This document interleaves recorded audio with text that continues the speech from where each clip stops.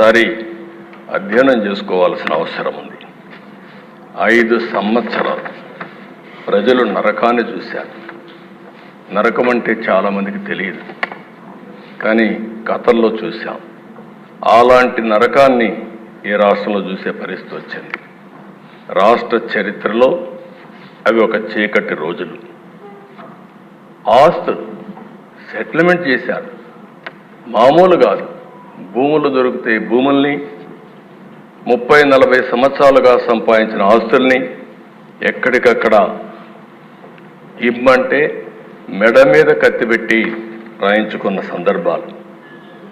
ఏ ఆడబిడ్డ మానానికి రక్షణ లేదు. ఇష్టానుసారంగా బిహేవ్ చేశారు. ప్రాణానికి విలువ లేకుండా చేశారు. ఎంత దారుణంగా ప్రవర్తించారంటే అంత దారుణంగా ప్రవర్తించే పరిస్థితి వచ్చారు.